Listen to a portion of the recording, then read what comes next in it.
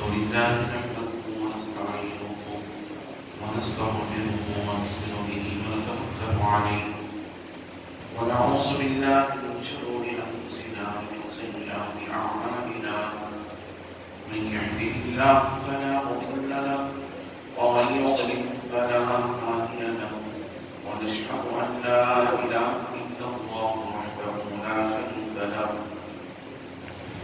ونشهد أن سيدنا ونبينا وحبيبنا وطبيبنا وطبيب قلوبنا وشفيعنا وشفاء صدورنا وأعلانا وأولانا ومولانا وملجانا ومأوانا محمدا عبده ورسوله أرسله بالحق بشيرا ونذيرا وداعيا إلى الله بإذنه وسراجا منيرا وقد قال الله تبارك وتعالى في القرآن المجيد والفرقان الحميد فأعوذ بالله من الشيطان الرجيم بسم الله الرحمن الرحيم وإذا قضى ربك ألا تعبدوا إلا إياه وبالوالدين إحسانا صدق الله رسوله النبي الأمين النبي الكريم ونحن على ذلك لمن الشاهدين والشاكرين والحمد لله رب العالمين. من علينا ربنا إصبع سبحانه أيده بأيده أيدنا بأحمد أرسله مبشرا أرسله ممجدا صلوا عليه دائما صلوا عليه سرمدا اللهم صل وسلم صلاة قابلة وسلم صلاة دائمة. ایک رمضان دنیا میں کیا آ گیا، ایک رمضان دنیا میں کیا آ گیا، عرش کی نعمتیں فرش پر آ گئی. ایک رمضان دنیا میں کیا آ گیا، عرش کی نعمتیں فرش پر آ گئی. وہ جبینیں جو سردوں سے محروم تھی، وہ جبینیں جو سردوں سے محروم تھی، بارگاہ الہی میں خم ہو گئی. اس یاد سے کبھی ہم نے کنارہ نہ کیا، اس یاد سے کبھی ہم نے کنارہ نہ کیا، پر تو نے دل آزودہ ہمارا نہ کیا. ہم نے تو جہنم کی بہت کی تجویز، ہم نے تو جہنم کی بہت کی تجویز، اے خدا لیکن تیری رحمت نے گوارا نہ کیا. ہم تو مائل بطرف ہیں کوئی سائل ہی نہیں، ہم تو مائل بطرف ہیں کوئی سائل ہی نہیں، راہ دکھلائیں کسے رہنم منزل ہی نہیں. عزیزان محترم، معزز سامعین کرام، نوجوان ساتھیوں، عزیز بچوں، السلام علیکم ورحمۃ اللہ وبرکاتہ. خطبے کے بعد میں نے اس آیت مبارکہ کی تلاوت کا شرف حاصل کیا ہے. اس کے تحت تھوڑی دیر آپ حضرات کے درمیان ماہ رمضان کی عظمتوں کو اور اس کی برکتوں کو لیتے ہوئے روشنی ڈالنے سے قبل آئیں اور آپ مل کر سب سے پہلے مقدس خدا کے حکیم سراج الصالحین انیس العارفین رحمت للعالمین مکے کے سردار مدنی کے تاجدار داری حلیمہ کے پیارے بے سہاروں کے سہارے نبی محترم رسول مکرم نور مجسم آفتاب رسالت ماہتاب نبوت کونین کی زینت غم گسار امت صاحب جود و عطا ہم غریبوں کے آقا و مولا حضور سید عالم احمد مجتبی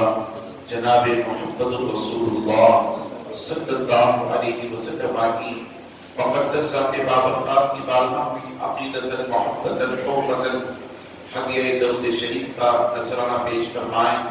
پڑھیں اللہم صلی علی سیدنا محمد وعلی آل سیدنا محمد وبارک وسلم. صلاۃ و سلام علیک یا رسول اللہ. نبی اور آل نبی کی بارگاہ میں ایک مرتبہ محبتاً انداز میں صلی اللہ علیہ نبی الامین وآلہ صلی اللہ علیہ وسلم. صلاۃ و سلام علیک یا نبی اللہ. رسول اور آل رسول کی بارگاہ میں ایک مرتبہ بآواز بلند اللہم صلی علی سیدنا محمد بن عبد الجود والکرم وعلی آلہ الکرام واصحابہ العظام اجمعین وبارک وسلم عبدا بخمسۃ اطفی بها حق الوباء الحاکمہ المصطفى والمرتضى وابنهما والفاطمہ. فسجل یا الہی کل صعب بحرمت سید الابرار سعید. اللہ تبارک و تعالی عز و جل کا بے انتہا فضل و کرم ہے جس میں ہمیں اور آپ اس کے پیارے حبیب دانائے قلوب صلی اللہ علیہ وسلم کی امت پہ پیدا فرمایا ہوئے. لاکھوں کروڑوں درود و سلام اس کے آخری پیارے رسول صلی اللہ علیہ وسلم کی مقدس ذات بابرکات پر جن کی خاطر اللہ رب العزت نے تمام کائنات کا وجود بخشا.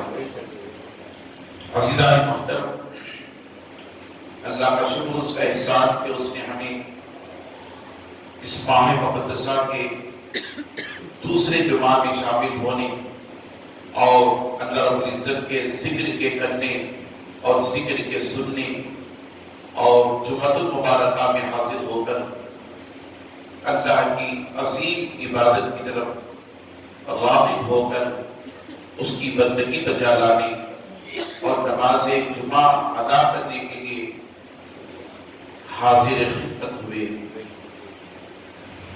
اور یہ دوسرا جمعہ ہے. کتنے ایسے احباب ہیں، نوجوان ہیں، ضعیف حضرات ہیں اور بچے بھی ہیں جو سال گزشتہ ہمارے اور آپ کے درمیان رہے اور آج ہمارے اور آپ کے آنکھوں سے اوجھل ہیں. یعنی دنیا سے کوچ کر کے آخرت کی طرف، دنیا سے کوچ کر کے آخرت کی طرف جا چکے ہیں اور اللہ کے پیارے ہو چکے ہیں. عزیزان محترم، یہی وہ ماہ مقدسہ ہیں. اس ماہ مقدسہ میں اسلام کی عظیم خاتون اور پاک دامن طاہرہ طیبہ سیدہ خدیجہ الکبریٰ رضی اللہ تعالی عنہا کے واقعے کو، زندگی کو اپنے دامن میں لیے ہوئے ہیں. اور یہی وہ ماہ مقدسہ ہیں جس ماہ مقدسہ میں ایک عظیم اسلام کے کارنامے، جبکہ اسلام کا ابتدائی دور تھا، اللہ کے پیارے حبیب صلی اللہ علیہ وسلم کو کفار مکہ مکہ المکرمہ سے نکال چکے تھے اور صحابہ کرام کی مقتدر جماعت مکے سے نکل کر مدینہ المنورہ ہجرت کر چکی تھی. اور مدینہ المنورہ جا کر مہاجر صحابہ آقا علیہ السلام کے ساتھ زندگی بسر کر رہے تھے. ایسے ماحول میں جبکہ ابتدائی اسلام کا دور تھا، صحابہ اکرام کی مختصر جماعت تھی، مختصر سی جماعت تھی، اور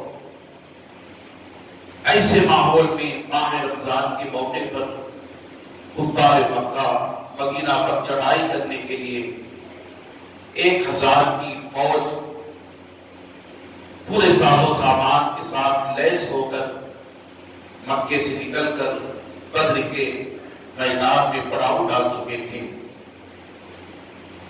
اور اس وقت اللہ کے پیارے حبیب صلی اللہ علیہ وسلم کے ساتھ 313 نہتے صحابہ، جن کے پاس نہ ہتھیار تھے، نہ گھوڑے تھے، نہ بھالے تھے، نہ ساز و سامان تھا، حتیٰ کہ سحری و افطار کے لیے تک کچھ کھانے کے لیے نہیں تھا، سوائے چند کھجوروں کے اور پانی کے مشکیزے کے۔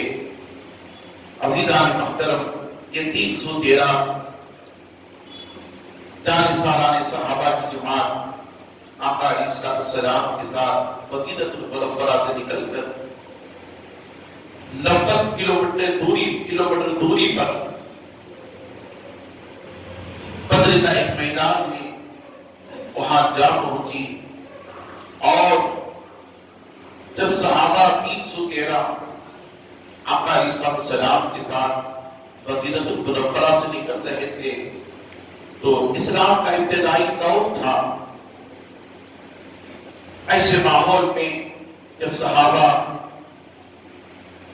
حضور کے ساتھ مدینۃ المنورہ سے نکلے تو یہودیوں کے کچھ مکانات اور کاروباری مشاغل اور دکانیں، تجارتیں مدینۃ المنورہ میں تھے۔ انہوں نے صحابہ کو دیکھا، پوچھا کہاں جا رہے ہو؟ تو کہا ہم بدر کے میدان کو جا رہے ہیں۔ انہوں نے کہا عقل سے کام لو، ہوش سے کام لو، تم نہتے ہو، تمہارے پاس کچھ نہیں ہے، نہ ہتھیار ہیں، نہ ڈھالے ہیں، نہ گھوڑے ہیں، نہ ساز و سامان ہیں، نہ تلواریں ہیں، لہذا ادھر دیکھو 1000 کی فوج سارے ساز و سامان کے ساتھ لیس ہو کر مکے سے نکل کر بڑے بڑے شہ سواروں کے ساتھ، پہلوانوں کے ساتھ اور جنگی ہتھیار کے ساتھ نکل کر آ چکے ہیں، اپنی جانوں کی تو خبر لو۔ تو کہا صاحب جانی سارے صحابہ نے، اے یہودیوں، اے لوگوں سنو، ہم اپنی طاقت کے بل بوتے پر نہیں جا رہے، ہم ہتھیار کے بھروسے سے نہیں جا رہے، لہذا ہمیں بھروسہ ہے تو ایک سادی سی کپڑی والے پر ہے، جس بھروسے سے ہم مدینہ چھوڑ کر بدر کے میدان کو جا رہے ہیں۔ عزیزان محترم، وہ بدر کا معرکہ بھی اسی ماہ کی 17 تاریخ کو عظیم پیمانے پر بدر کے میدان میں لڑا گیا۔ عزیزان محترم، میں آپ حضرات کو بتاتا چلوں، اس کے تعلق سے رب قدیر نے بھی ان صحابہ کی بے بسی کا ذکر کرتے ہوئے بیان فرمایا، وَلَقَدْ نَصَرَكُمُ اللَّهُ بِبَدْرٍ وَأَنْتُمْ أَذِلَّةٌ فَاتَّقُوا اللَّهَ لَعَلَّكُمْ تَشْكُرُونَ۔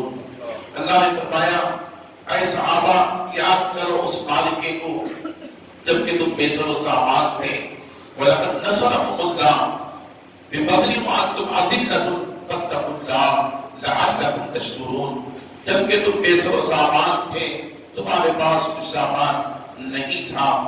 عزیزان محترم، اللہ فرماتا ہے ایسے وقت میں میں نے تمہیں فتح و نصرت عطا فرمائی تاکہ تم تقوی اختیار کرو اور اللہ کا شکر بجا لاؤ۔ عزیزان محترم، اللہ نے یہاں بھی صحابہ کرام کو تقوی کی تاکید فرمائی اور اللہ نے اس کے شکر کو بجا لانے کا حکم صادر فرمایا۔ عزیزان محترم، یہ وہ واقعہ ہے جو رمضان کے 17 تاریخ کو بدر کے میدان میں 313 صحابہ کرام 1000 کفارہ نے مکہ کی فوج کے ساتھ لڑ کر فتح و نصرت حاصل کی۔ عزیزان محترم، اللہ کے پیارے حبیب صلی اللہ علیہ وسلم صحابہ کرام کے چہروں کو دیکھتے اور کبھی اللہ کے پیارے حبیب علیہ السلام ان صحابہ کے ہاتھوں کو دیکھتے اور کبھی ان کے حوصلوں کو دیکھتے، کبھی ان کے ہمتوں کو دیکھتے، کبھی ان کی بازوؤں کو دیکھتے۔ صحابہ کرام کے چہرے حشاش بشاش تھے، مگر ہاتھوں میں ان کے کچھ نہیں تھا، تلواریں نہیں تھے، بھالے نہیں تھے، گھوڑے نہیں تھے، ہاتھی نہیں تھے۔ عزیزان محترم، آخر وہ کیا شے تھی صحابہ کے ساتھ جس کو بھروسہ بنا کر بدر کے میدان میں صحابہ اتر پڑے 1000 فوج کے مد مقابل. عزیزان محترم، صرف ان کے ساتھ ایک ہی شے تھی، وہ شے ایمان تھا. وہ شے ایمان تھا. اس شے کو لے کر وہ بدر کے میدان میں اتر پڑے. اللہ کے پیارے حبیب صلی اللہ علیہ وسلم بدر کے معرکے سے پہلے بدر کے میدان کا معائنہ کیا. صحابہ کرام کے ہمتوں کو باقی رکھنے کے لیے، صحابہ کرام کے حوصلوں کو باقی رکھنے کے لیے ابھی جنگ نہیں لڑی گئی، ابھی جنگ کا معرکہ شروع نہیں ہوا. آقا علیہ السلام صحابہ کو لے کر بدر کے میدان کا معائنہ کیا. آقا علیہ السلام کے ہاتھ میں عصائے مقدسہ تھا اور اللہ کے پیارے حبیب صلی اللہ علیہ وسلم بدر کے میدان میں گھوم رہے ہیں اور اپنے عصے سے لکیر کھینچتے ہوئے نظر آتے ہیں. ایک لکیر کھینچتے ہیں، آگے بڑھ جاتے ہیں، پھر دوسری لکیر کھینچتے ہیں، آگے بڑھ جاتے ہیں، پھر تیسری لکیر کھینچتے ہیں، آگے بڑھ جاتے ہیں. صحابہ پریشان تھے. یا رسول اللہ صلی اللہ علیہ وسلم، مجھے ہمیں بتائیں، اے آقا کریم صلی اللہ علیہ وسلم، آپ اس بدر کے میدان کا معائنہ کرتے ہوئے عصے سے لکیریں کیوں کھینچ رہے ہیں؟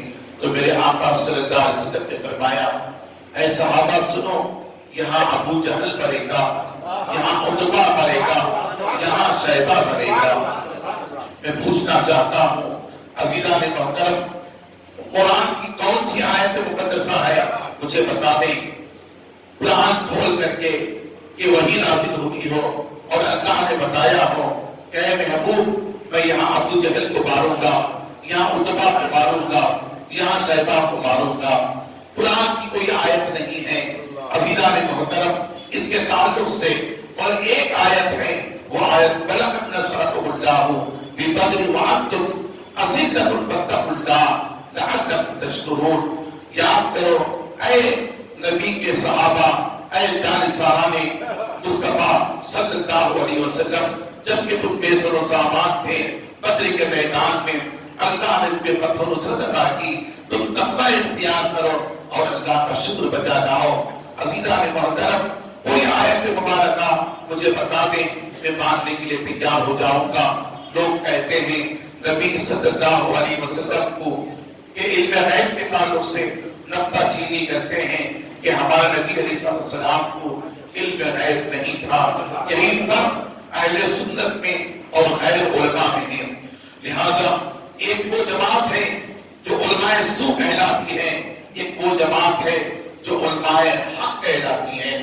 عزیزان محترم، اہل سنت کے علماء آقا علیہ السلام کے علم غیب کے تعلق سے جو اعتراف کرتے ہیں، مانتے ہیں نبی کو اللہ نے علم غیب عطا فرمایا ہے. اور نبی کے پاس جو علم ہے یہ اہل سنت کا صحابہ سے لے کر آج تک عقیدہ رہا ہے. حضور کے پاس جو کچھ ہے وہ حضور کا اپنا نہیں ہے، خدا کا عطا کیا ہوا ہے، خدا کا عطا کیا ہوا ہے. عزیزان محترم، بدر کے میدان میں ابھی جنگ نہیں لڑی گئی اور اللہ کے پیارے حبیب صلی اللہ علیہ وسلم نے صحابہ کے ہمتوں کو باقی رکھنے کے لیے بدر کے میدان کا معائنہ کرتے ہوئے بتا دیا، یہاں ابو جہل کرے گا، یہاں عتبہ جہنم رسید ہوگا، یہاں شیبہ جہنم رسید ہوگا. عزیزان محترم، میں پوچھنا چاہتا ہوں کہ اللہ کے پیارے حبیب علیہ السلام نے یہ جو فرمایا معرکے سے پہلے تھا یا بعد میں تھا؟ جنگ سے پہلے تھا یہ بعد میں تھا؟ عزیزان محترم نہیں. اور صحابہ سے پوچھو، ابو بکر فرماتے ہیں، عمر فرماتے ہیں، عثمان فرماتے ہیں، طلحہ و زبیر فرماتے ہیں، عبد الرحمن بن عوف فرماتے ہیں رب کی عزت کی قسم، جہاں مصطفیٰ نے لکیریں کھینچی تھی بعین ہی اسی مقام پر ابو جہل کو مرتا ہوا پایا، عتبہ کو جہنم رسید ہوتا ہوا پایا، شیبہ کو جہنم رسید ہوتا ہوا پایا. عزیزان محترم، وہ ایسے رسول تھے جس رسول کو اللہ نے بنا کر کے لیے بھیجا تھا، مبارک بنا کر کے لیے بھیجا تھا، عصمت بنا کر کے لیے بھیجا تھا، فضل والا بنا کر کے لیے بھیجا تھا۔ درود شریف پڑھیں، اللہم صلی علی سیدنا محمد وعلی آل سیدنا محمد وبارک وسلم صلی اللہ علیہ صلاۃ و سلام علیک یا رسول اللہ صلی اللہ تعالی علیہ وآلہ واصحابہ وبارک وسلم۔ عزیزان محترم، بدر کے میدان میں یہ واقعہ پیش آیا۔ میں بتانا چاہتا ہوں، آج بھی علماء جو اپنے آپ کو عالم کہتے ہیں، علم والا کہتے ہیں، قرآن کا فہم رکھنے والا کہتے ہیں، حدیث کے علم رکھنے والا کہتے ہیں، کیسے مسلمان ہیں، کیسے مسلمان ہیں، ممبروں سے نبی کے علم کی نقطہ چینی کرتے ہیں، کیسا کلمہ پڑھنے والے ہیں۔ عزیزان محترم، آؤ میں ایک بچے کا واقعہ میں تمہیں بتاؤں۔ مسلمان نہیں تھا، مدینے کی یہودیوں کا بچہ تھا، کمسن بچہ تھا۔ حدیث مبارکہ میں آتا ہے اور یقین لکھتے ہیں یہودیوں کا بچہ، کمسن بچہ، ایک مرتبہ اس نے مصطفیٰ جان رحمت صلی اللہ علیہ وسلم کے چہرے مقدسہ کا دیدار کیا، چہرے مقدسہ کا دیدار کیا، آقا علیہ السلام کے دیدار کا اسیر بن گیا۔ عزیزان محترم، حضور صلی اللہ علیہ وسلم کو ایک مرتبہ دیکھا، حضور کا عاشق بن گیا، حضور کا چاہنے والا بن گیا، حضور سے محبت کرنے والا بن گیا، حضور سے عشق رکھنے والا بن گیا۔ عزیزان محترم، آقا علیہ السلام مدینہ المنورہ کی گلیوں میں گھومتے تو چھپ کر دیکھا کرتا تھا۔ حضور جب مدینے میں نماز پڑھاتے، آ کر مدینہ المنورہ کے دہلیز پر کھڑے ہو کر کے دروازے سے چھپ کر مصطفیٰ کی امامت کو دیکھا کرتا تھا۔ حضور جب منبر پر کھڑے ہوتے تو مسجد کے باہر کھڑے ہو کر کے چھپ کر کے مصطفیٰ کا خطاب سنا کرتا تھا۔ عزیزان محترم، آقا علیہ السلام جب حجرے سے باہر نکلتے تو کبھی کبھی چھپ کر حضور کو حجرے سے نکلتا ہوا دیکھا کرتا تھا۔ حضور کا اسیر ہو گیا۔ کبھی اس نے اپنے ماں باپ کو نہیں بتایا کہ میرے اس کے دل میں حضور کی محبت پیوست ہو چکی ہے۔ عزیزان محترم، دیکھیں، مسلمان نہیں ہے، غیر مسلمان ہے، اور مسلمانوں کا بچہ نہیں ہے، غیر مسلمان کا بچہ ہے، یہودیوں کا بچہ ہے، وہ بھی اسلام دشمن طاقت۔ اسلام کے اندر دنیا میں اگر اسلام کا سب سے بڑا اگر کوئی دشمن ہے تو وہ یہودی ہے۔ عزیزان محترم، ایسے مذہب کا ماننے والا بچہ حضور کے زلفوں کا اسیر ہو گیا۔ آقا علیہ السلام کے وہ ہمارے چہرے کو پڑھ لیا اور حضور کے چہرے کو اپنے دل میں آنکھوں میں بٹھا لیا۔ اس بچے کی عادت ہو گئی کہ حضور کو چھپتا ہوا دیکھتا، لیکن کبھی حضور سے اس نے ملاقات نہیں کی۔ عزیزان محترم، دل میں محبت تو آ گئی، باپ کے ڈر سے، ماں کے خوف سے اس نے کبھی حضور سے ملاقات نہیں کیا کہ کہیں مجھے جا کر میرے باپ کو نہ بتا دیں، میری ماں کو نہ بتا دیں۔ عزیزان محترم، وہ کیسا ماحول تھا، یہودیوں کا خوف، ماں باپ کا خوف اس کے دل میں رچ چکا تھا، بس چکا تھا۔ لہذا ایک دن اب ایک کافی عرصہ ہو گیا، اللہ کے پیارے حبیب صلی اللہ علیہ وسلم کی محبت اپنے دل میں اٹھا کر اتفاق سے اللہ کے پیارے حبیب علیہ السلام مدینہ المنورہ سے جنگی ماحول کے ذریعے سے وہاں تشریف فرما تھے۔ ایک عرصہ گزر گیا تھا، حضور کو مدینہ تشریف لائے ہوئے، لہذا وہ نڈھال ہو گیا، حضور ان کی طرف میں وہ نڈھال ہو گیا، وہ کمزور پڑ گیا، ناتواں ہو گیا، حتیٰ کہ بیمار ہو گیا۔ اپنے گھر میں رہ کر بسترے پر جو ہے سو گیا۔ ماں باپ پریشان تھے، بیٹا تو کم سن ہے، کم عمر ہے، آخر تجھے کون سی بیماری ہے؟ تجھے لگا تحقیق کیا جائے تو تجھے کس کی بیماری کا پتہ نہیں چلتا۔ اطباء کو انہوں نے بلایا، بلانے کے بعد اس کی بیماری کی تشخیص کرائی گئی، مگر کوئی بیماری نہیں لگتی۔ یہی کہتے تھے کہ اس بچے کے دل میں ایک فکر ہے، ایک سوچ ہے جو اس کی زندگی کو لے کر ڈوب رہی ہے۔ عزیزان محترم، حتیٰ کہ اس بچے نے حضور کی محبت کو اپنے دل میں لے کر حضور کو نہ پا کر وہ بیمار پڑ گیا،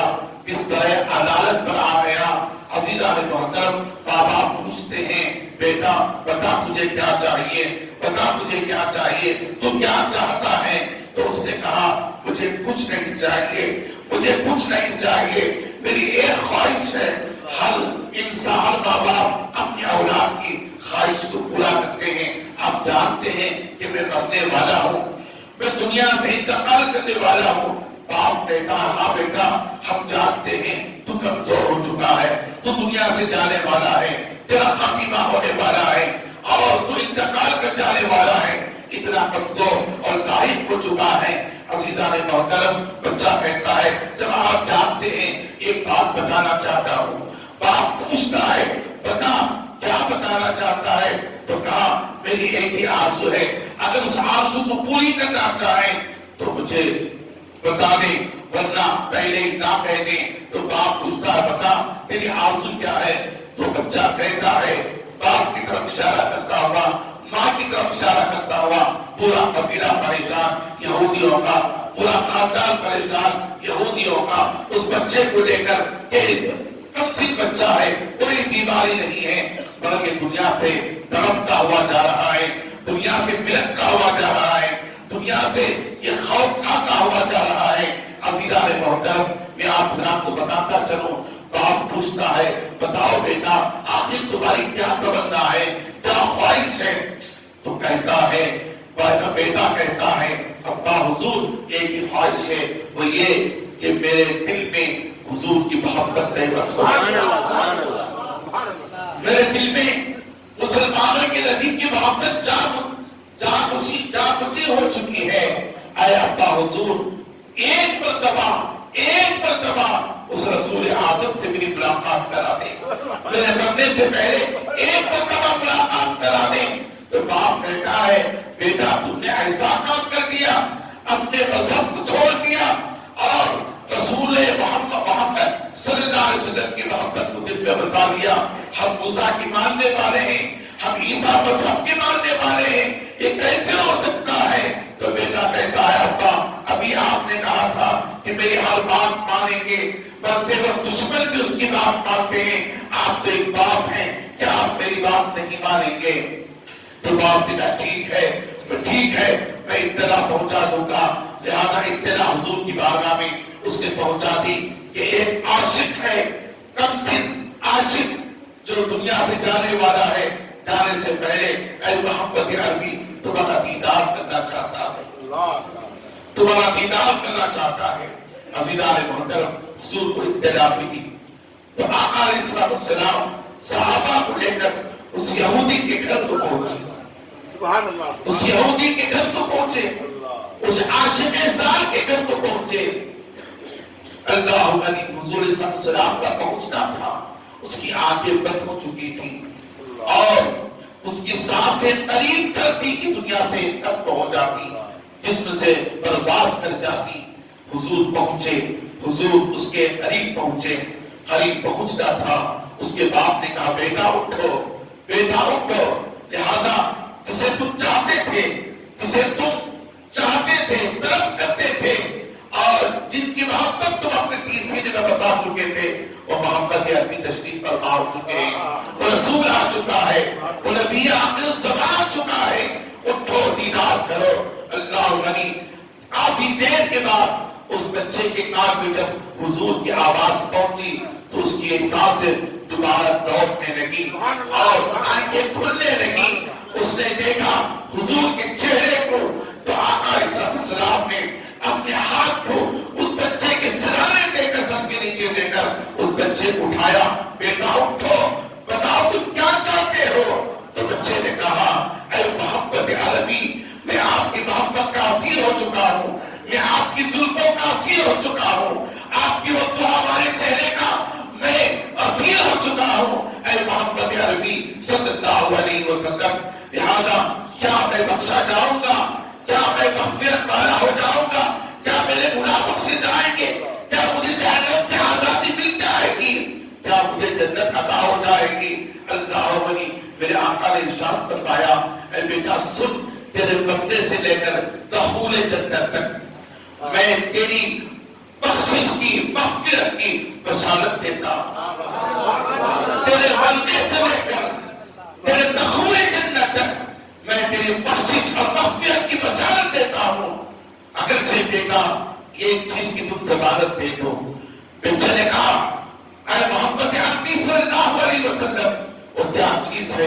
تو میرے آقا ارشاد فرماتے ہیں تم اس پر ایمان ڈالو، تم اس پر ایمان ڈالو۔ عزیزان محترم، بچے نے کلمہ پڑھا، خطوں پر گرا، کلمہ پڑھا، اشہد ان لا الہ الا اللہ وحدہ لا شریک لہ واشہد ان محمدا عبدہ ورسولہ۔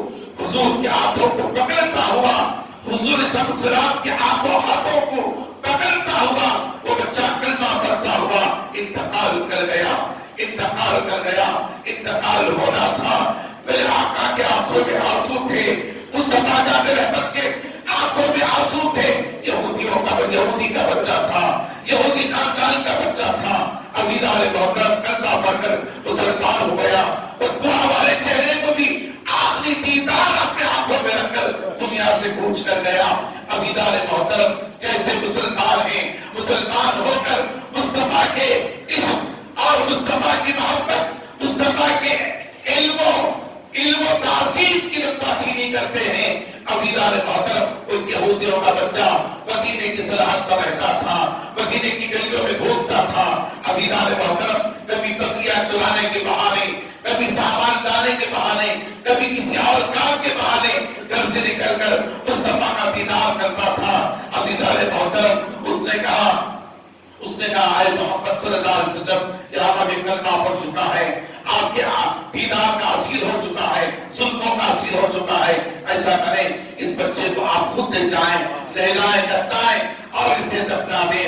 حضور صلی اللہ علیہ وسلم فرماتے ہیں اے صحابہ میرے عاشق کو اٹھاؤ، میرے غلام کو اٹھاؤ۔ صحابہ اپنے ہاتھوں میں لیتے ہیں، پھر مدینۃ المنورہ کی گلیوں میں جا کر اسے مسجد نبی کے قریب، حضور کے گھر کے قریب رکھتے ہیں، اسے نہلاتے ہیں، اسے کفناتے ہیں، آنکھوں میں سرما لگاتے ہیں، پھر اس بچے کے جنازے کو لے کر مدینے کی گلیوں میں گھومتے ہیں۔ عزیزان محترم، حضور بھی گھوم رہے ہیں، آقا علیہ السلام بھی اس بچے کے جنازے میں جا رہے ہیں، صحابہ بھی ہیں۔ مدینے کے مضافات سے صحابہ کرام دیگر لوگ دیکھنا چاہتے تھے کہ یہودیوں کا ایک بچہ جو حضور کا عاشق ہو چکا ہے، حضور کے زلفوں کا اسیر ہو چکا ہے، حضور کے چہرے والے کا اسیر ہو چکا ہے، ہم بھی دیکھنا چاہتے ہیں۔ وہ کون سا بچہ جو حضور کی محبت میں بڑھ گیا، جو حضور کے عشق میں بڑھ گیا، جو حضور کی اطاعت میں محبت میں جان دے دیا، وہ بچے کو ہم بھی دیکھنا چاہتے ہیں۔ عزیزان محترم، وہ کیسا جنازہ تھا، حضور صحابہ کو لے کر اس بچے کے جنازے کو مدینے کی گلیوں میں گھما رہے ہیں، مدینے کی گلیوں میں گھما رہے ہیں، حضور بھی ساتھ جا رہے ہیں، صحابہ کی جماعت بھی ہے، ہزاروں کی تعداد میں مدینے کی گلیاں پر ہو چکی ہیں۔ میرے آقا صلی اللہ علیہ وسلم کے اس عمل کو دیکھو، حضور جا رہے ہیں، صحابہ بھی ساتھ میں ہیں، جنازہ ساتھ میں ہے، حضور اپنے پیروں کو اٹھا لیتے ہیں، حضور اپنے پیروں کو اٹھا لیتے ہیں، ایڑیوں کو اٹھا دیتے ہیں، انگلیوں کے بل چلنا شروع کر دیتے ہیں۔ عزیزان محترم، صحابہ اس منظر کو دیکھ رہے تھے، صحابہ اس منظر کو دیکھ رہے تھے۔ پوچھا یا رسول اللہ، یا رسول اللہ، آپ اپنی ایڑی کو اٹھا کر بچے کے بل کیوں چل رہے ہیں، انگلیوں کے بل کیوں چل رہے ہیں؟ میرے آقا نے ارشاد فرمایا اے صحابہ سنو، یہ پہلا منظر ہے، میں نے دیکھا میرے باقی کی آنکھوں سے، زمین پر صرف فرش والے نہیں، عرش کے مارے آلہ کے فرشتوں میں سے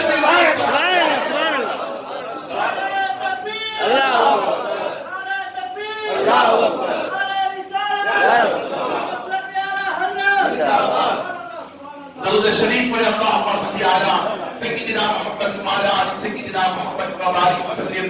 سلام و سلام علیکہ یا رسول اللہ صلی اللہ علیہ وسلم۔ مالا اعلیٰ کے فرشتے بھی زمین پر آ چکے ہیں۔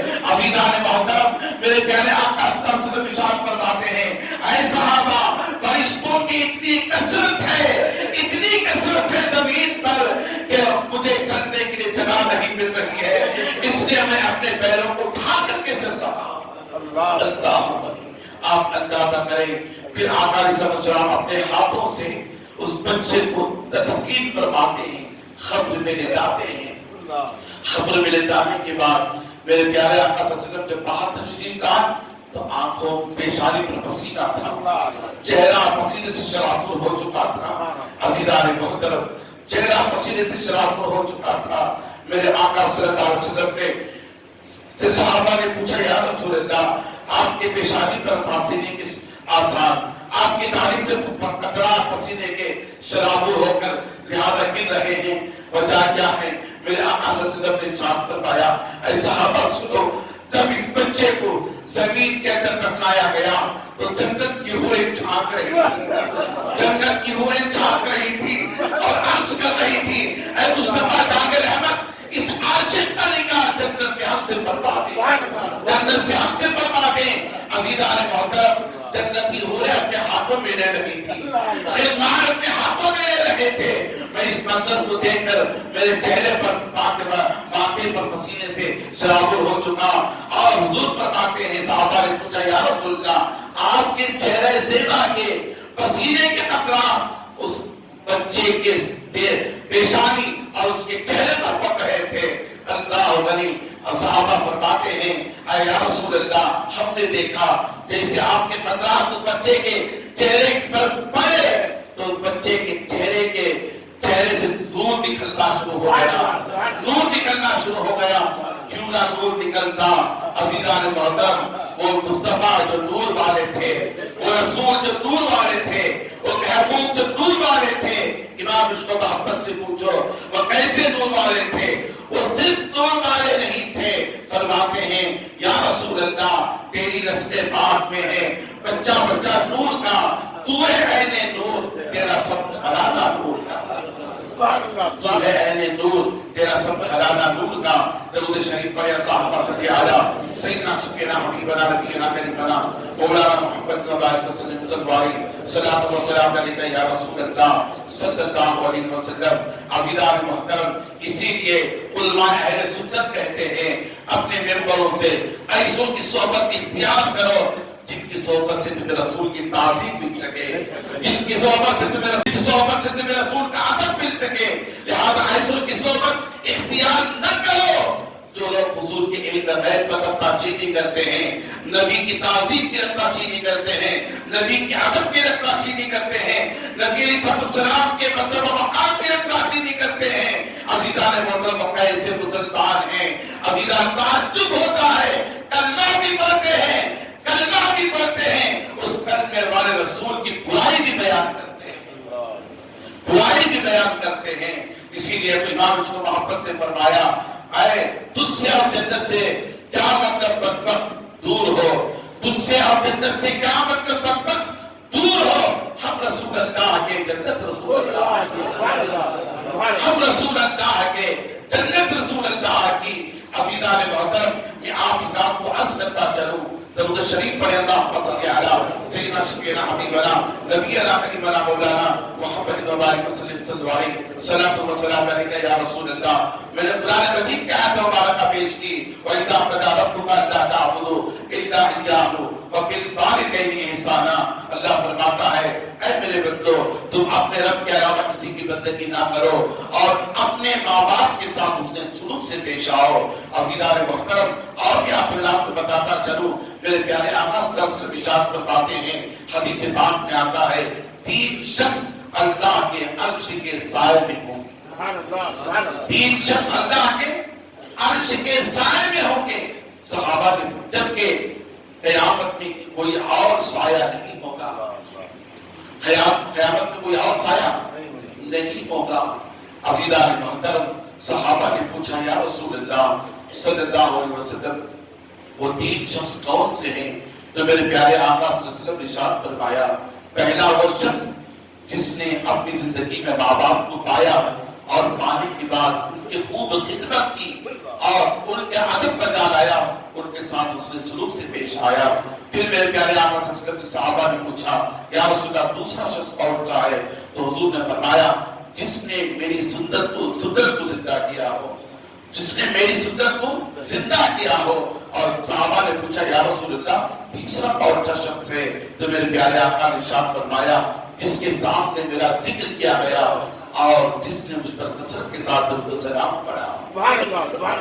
عزیزان محترم، آؤ میں آپ حضرات کو بتاتا چلوں، میرے پیارے آقا صلی اللہ علیہ وسلم ارشاد فرماتے ہیں، حدیث پاک میں آتا ہے، قیامت کے دن جب روزہ دار اپنے قبروں سے اٹھیں گے، قیامت کے دن جب روزہ دار اپنے قبروں سے اٹھیں گے، حدیث پاک میں آتا ہے، میرے پیارے آقا ارشاد فرماتے ہیں، اٹھنے کے بعد جب اللہ کے حضور حاضر ہوں گے تو ان کے منہ سے جب بو نکلے گی، وہ بو اللہ کے ہاں مجھ سے بڑھ کر ہوگی اور مشک میں بدل کر تبدیل ہو کر اس کی لپیٹیں لیتی ہوئی وہ میدان محشر میں داخل ہوگی، اور اللہ تبارک و تعالی عز و جل انہیں جنت کا دسترخوان بچھائے گا۔ حضرت عبداللہ ابن عباس فرماتے ہیں، حدیث پاک میں آتا ہے، حضرت عبداللہ ابن عباس رضی اللہ تعالیٰ عنہ فرماتے ہیں، قیامت کے دن روزہ داروں کے لیے اللہ تعالیٰ سونے کا دسترخوان عنایت فرمائے گا، سونے کا دسترخوان عنایت فرمائے گا۔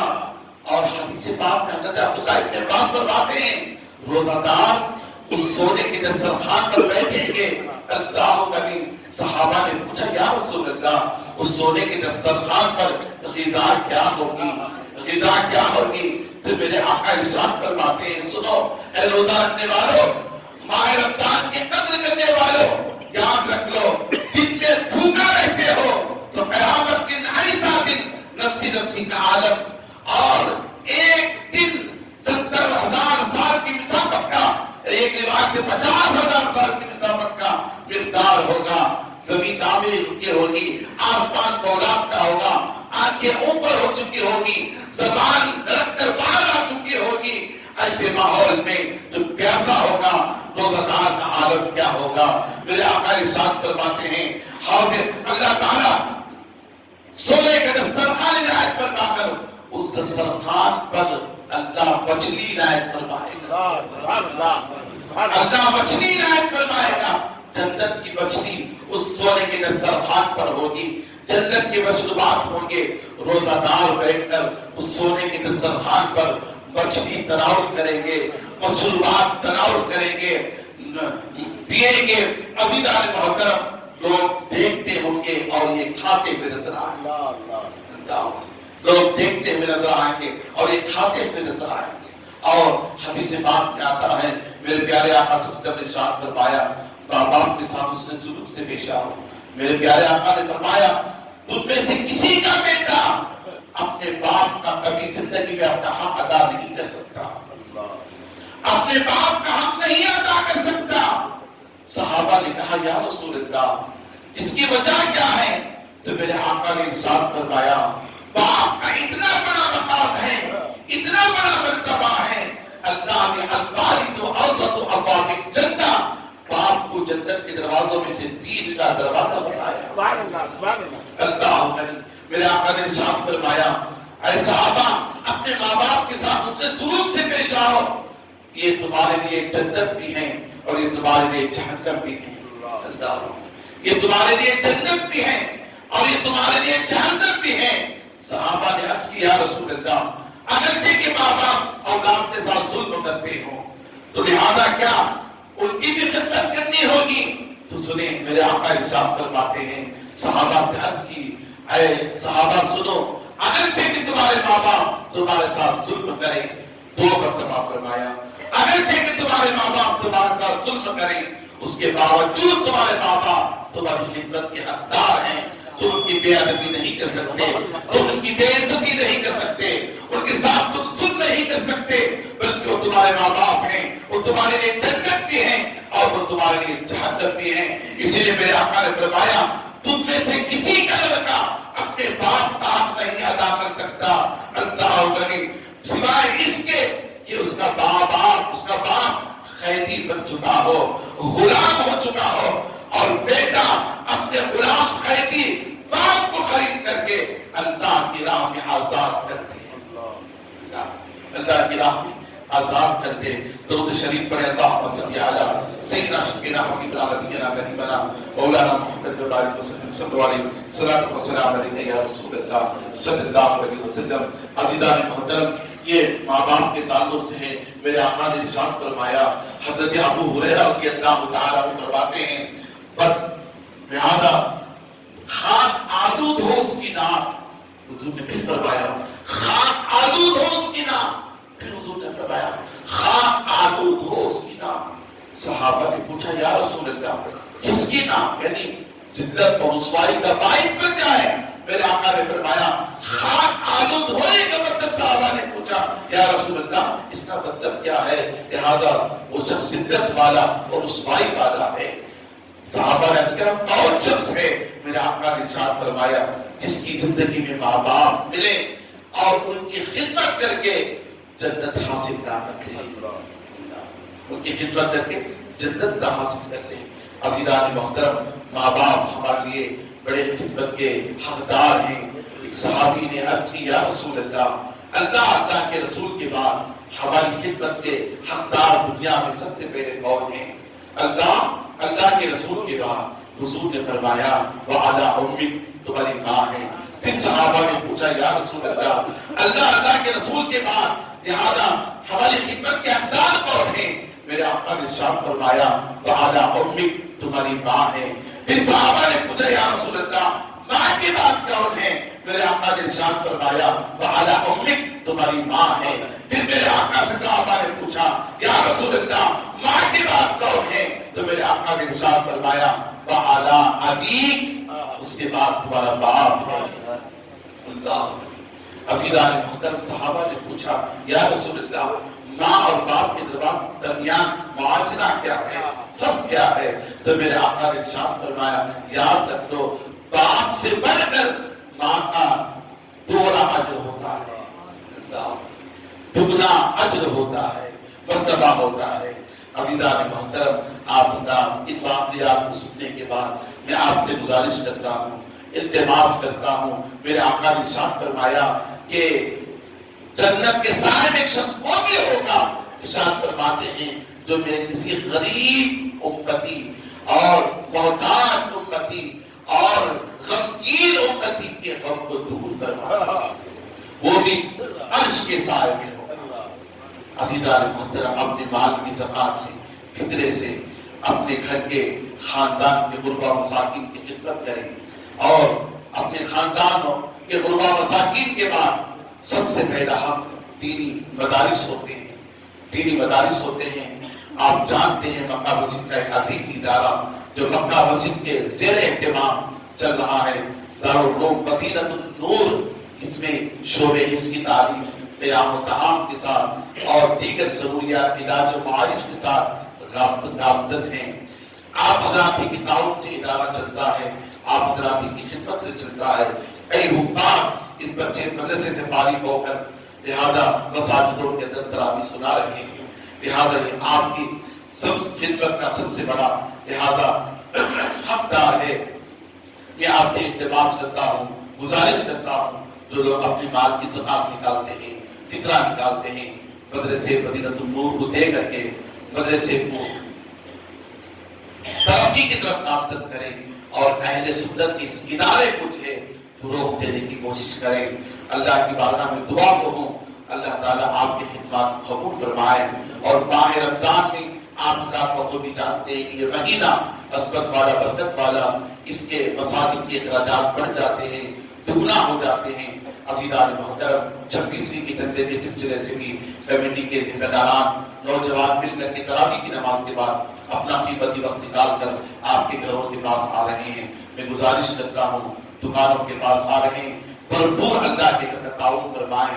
26ویں کا دوسرے مساجد کی طرح اس کا کوئی ذریعہ نہیں ہے، آپ حضرات اس کا ذریعہ ہیں، آپ حضرات اس کے خدام ہیں، لہذا آپ حضرات اس کے معاون و مددگار ہیں، آپ حضرات کے تعاون اور امداد سے اس کے اخراجات چلا کرتے ہیں، لہذا اللہ کے گھر کی خوب خدمت کریں، زکات سے اور فطرے سے نہیں بلکہ اپنے مال سے زکات اور فطرہ مکہ مسجد کے زیر اہتمام چلے ادارے کو دے اور اپنے پاک مال سے مکہ مسجد کو تعاون کریں۔ اللہ تعالیٰ آپ کی خدمات کو قبول فرمائے، سب کے آنے بیٹھنے سننے اور سنانے کو اپنی بارگاہ میں قبول فرمائے۔ اللہ آپ کے گھروں کو آباد فرمائے، زندگیوں کو آباد فرمائے۔ اللہ سب کو نمازی بنا دے، دین پر استقامت عطا فرما دے، شریعت مطہرہ پر قامت فرما دے۔ اللہ ہمارے سینوں کو اس کے محبوب کی محبت کا مدینہ بنا دے، اس کے خوف کا گنجینہ بنا دے، اولیاء اللہ کی بارگاہ کا مسکن بنا دے۔ اللہ ہم سے وہ کام لے اس سے اللہ راضی ہو جائے، اس کے محبوب راضی ہو جائے۔ وآخر دعوانا ان الحمد للہ رب العالمین۔ سنت